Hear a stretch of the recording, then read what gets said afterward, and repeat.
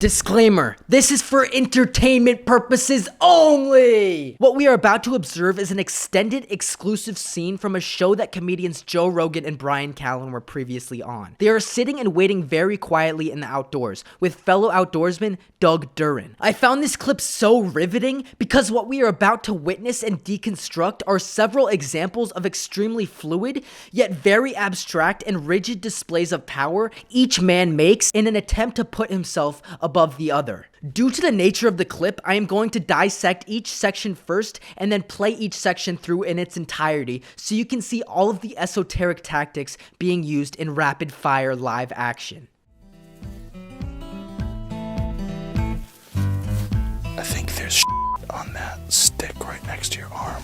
Is that Yep. How'd that wind up on that stick? Only a guy like me decided I'm gonna on that stick. Joe Rogan makes a genuine inquiry about a piece of feces that is on a stick and about how and why it got there. Here we see Bryan Callen make the first blatant move for power over Rogan and Doug by saying, probably a man like me decided he was going to do that. Now, on the surface, in the literal sense, this statement doesn't mean much. But what gives Bryan the upper hand here is the fact that he said it with so much confidence. If you are ever in a situation such as this, where the speaker does not talk specifics when he is offering a rebuttal, pay close attention to the underlying subliminal meaning to what he is trying to tell us. When you do this instead of only paying attention to the literal words, Bryan Callen's true intention is revealed to us. I think there's on that stick right next to your arm. Is that Yep. How'd that wind up on that stick? Only a guy like me decided I'm gonna on that stick. I've never actually seen on a stick before.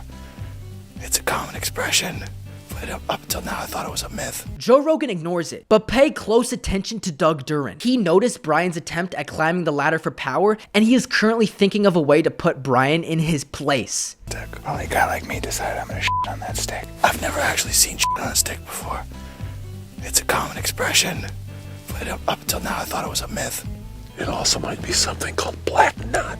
If we could get Bryan to break the branch off and crush it up and put it in his mouth. Doug Duren makes his statement, and we quickly see that there is a subliminal message behind his words. When he says, if we can get Bryan to put it in his mouth, this brings us back to before when Bryan said, probably a guy like me did it. Instead of interpreting this statement from a point of confidence, the way Bryan wanted him to interpret it, Doug chose to interpret Bryan's previous statement from a negative perspective. From this perspective, Doug can make the statement, if we can get Bryan to put it in his mouth, because he's inferring that Bryan is the lowest one there, or effectively their guinea pig. This is an amazing attempt from Doug trying to put Callen back in his place. Watch carefully to how Callen handles such an attack. But up until now I thought it was a myth.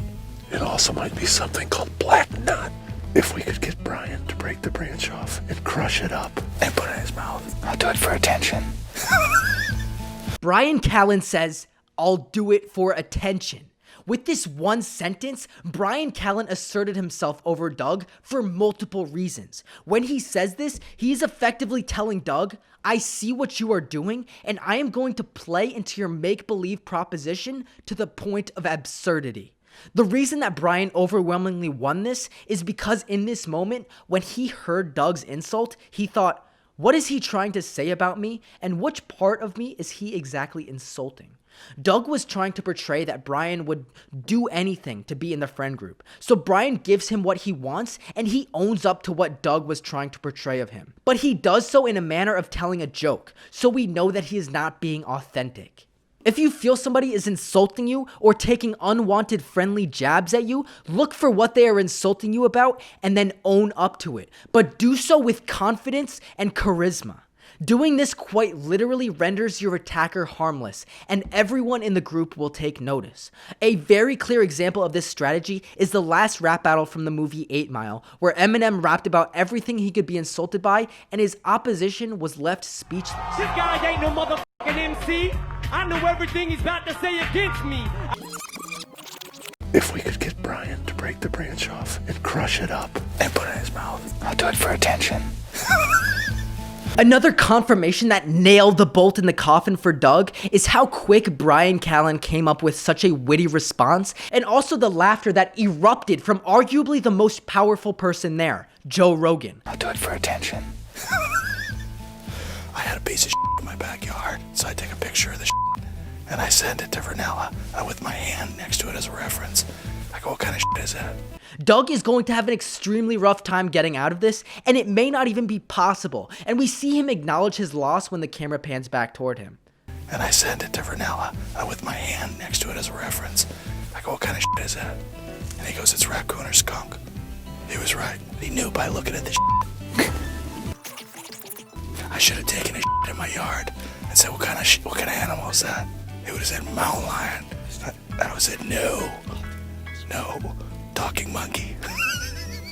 Joe Rogan offers an interesting story from a genuine point of view. What he says immediately after is extremely interesting. When Rogan says he would have said mountain lion, and I would have said no, talking monkey, he portrays a very firm message to the other two. When Joe Rogan said he would have said mountain lion, he is portraying that other people view him as a dangerous and powerful animal, such as a mountain lion. This first part is quite interesting, but the most riveting section of Rogan's speech is what comes immediately after. When Rogan says, no, talking monkey. He acknowledges how people view him as powerful, but with this line, he is showing humility and the ability to laugh at oneself.